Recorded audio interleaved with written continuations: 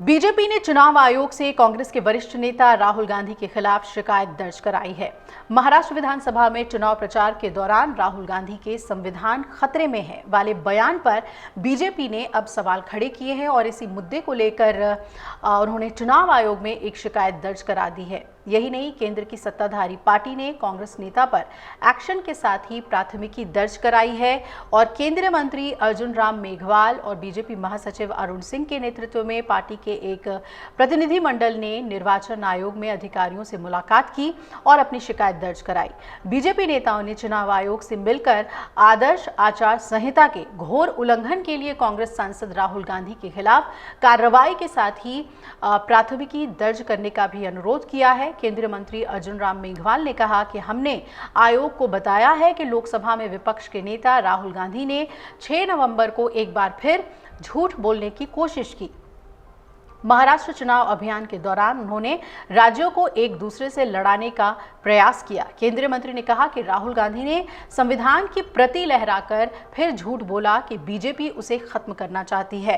ये गलत है। हमने चुनाव आयोग से कहा है कि इन्हें रोका जाना चाहिए।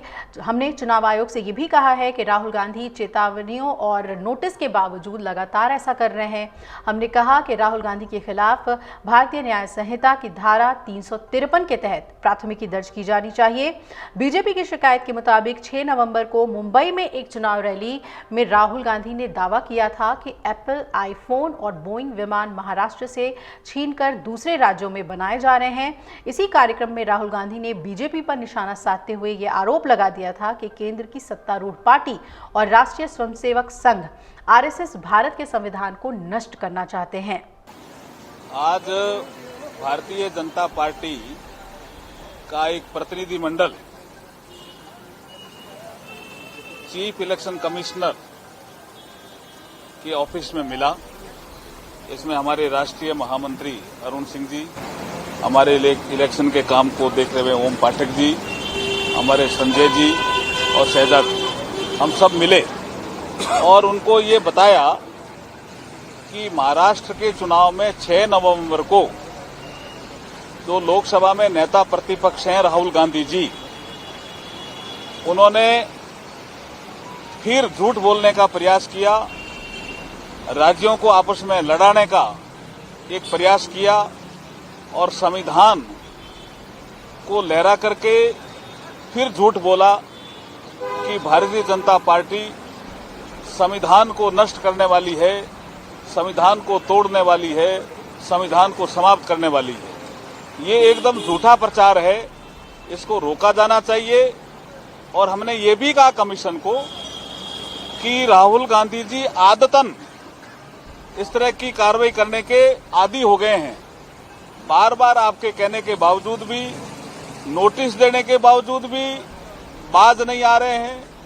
आपस में कभी भाषा के आधार पर, कभी इन्वेस्टमेंट के आधार पर ये लड़ाने का प्रयास कर रहे हैं राज्य के लोगों को, जो फेयर इलेक्शन की परिभाषा में नहीं आता है।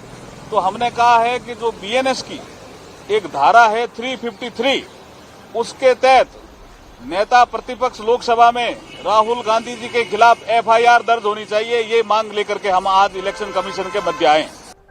इसी मुद्दे को लेकर केंद्र की सत्ताधारी पार्टी ने चुनाव आयोग में कंप्लेन की है और कांग्रेस नेता राहुल गांधी ने सोमवार को केरल के वायनाड में अपनी बहन प्रियंका के लिए चुनावी रैली की।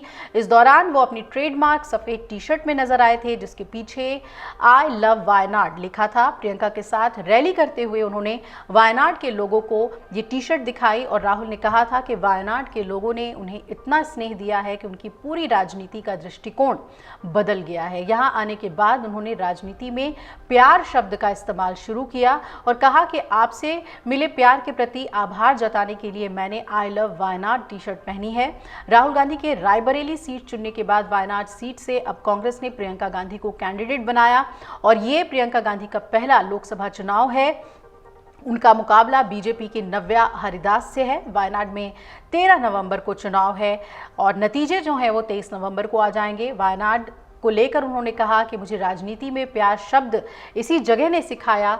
राहुल ने यह भी कहा कि वायनाड ने 5 साल में मेरी राजनीति और काम के प्रति मेरी सोच को पूरी तरह से बदल दिया। जब मैं यहाँ आया तो यहाँ के लोगों के साथ मेरा रिश्ता अलग तरह का बना।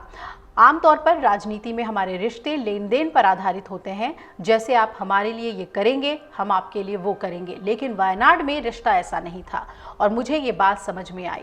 मैंने 2004 में राजनीति शुरू की और 2019 में वायनाड का सांसद बना।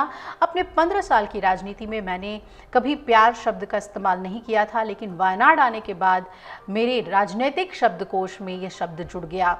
खुद को वायनाड का अनऑफिशियल सांसद भी राहुल गांधी ने खुद को कहा और कहा कि जब मैं कन्याकुमारी से कश्मीर तक भारत जोड़ो यात्रा कर रहा था तो उस यात्रा का मुख्य विचार प्यार और स्नेह को राजनीतिक उपकरण के रूप में इस्तेमाल करना था।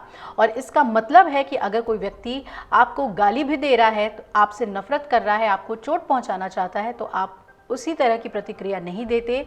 यही मैंने वायनाड के लोगों से सीखा है। अगर आप ये वीडियो YouTube पर देख रहे हैं तो हमारे चैनल को सब्सक्राइब कर बेल आइकन दबाएं और Facebook पर देख रहे हैं तो हमारे पेज को लाइक करें। 8 मिलियन प्लस सब्सक्राइबर, आपके इस भरोसे के लिए बहुत धन्यवाद।